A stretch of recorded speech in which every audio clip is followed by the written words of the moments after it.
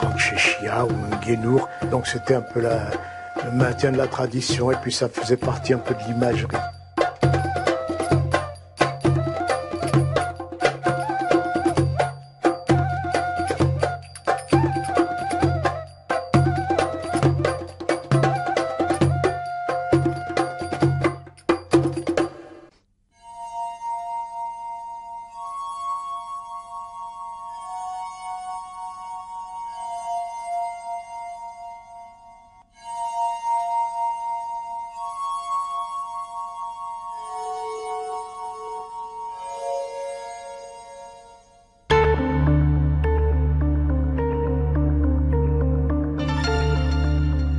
Au départ, on a envoyé un corps expéditionnaire en Afrique et donc on a désigné un certain nombre d'officiers pour y aller. C'était évidemment des gens qui se voulaient officiers français, donc qui tenaient avant tout à ce que la France puisse se maintenir en Afrique du Nord et s'y assurer un avenir. Je crois que c'était le premier point. La plupart avaient compris que cet avenir dépendait essentiellement de l'attitude des populations musulmanes et que donc c'était avec ces populations qu'il fallait faire des efforts pour les amener à reconnaître loyalement la domination française.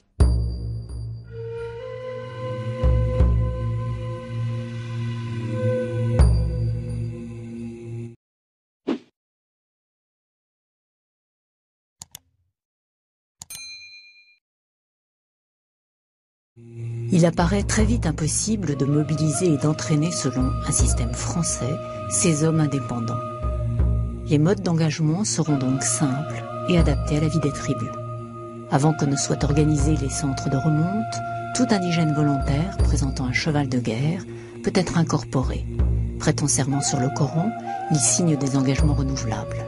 On adopte les traditions guerrières locales de ces excellents cavaliers rompus à la guerre de surprise et au coup de main. C'était plutôt une unité effectivement qui servait soit à opérer des razzias contre les populations non soumises, soit à faire un service de reconnaissance, soit à faire un service de liaison. Évidemment, l'intérêt était que ces gens parlaient évidemment la langue locale, ils étaient beaucoup mieux à même de renseigner le commandement. Ce sont des régiments de cavalerie, mais qui sont par leurs escadrons dispersés. Ils font des tournées de police, avec une curieuse façon d'être recrutés et tenus en place.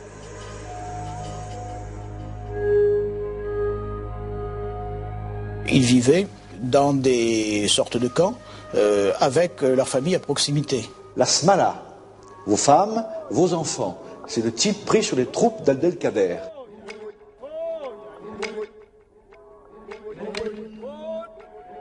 On respecte leurs interdits alimentaires. Le vendredi, c'est un jour de quartier libre. Donc fidélité assurée pour ces fils de grande-tante qui ont des lopins-de-terre, qui vivent autour de leur quartier. C'est une façon de recruter tout à fait spécifique de cette armée d'Afrique, qui ne porte pas encore le titre, et ne le portera d'ailleurs jamais officiel, mais qui est en train de se constituer en Afrique du Nord.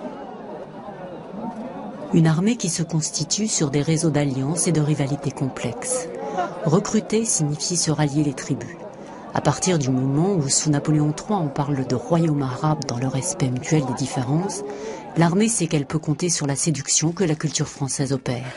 Elle sait aussi utiliser les dissensions, les rivalités, et s'adjoindre les tribus anciennement au service du pouvoir ottoman.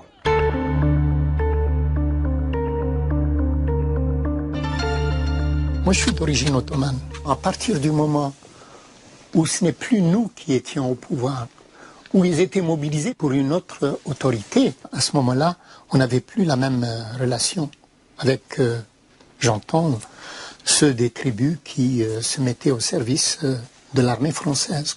Il y avait une collaboration qu'ils avaient avec les Ottomans qui nous paraissait tout à fait naturelle, et puis il y a cette collaboration avec l'armée française, enfin, qui nous dérangeait.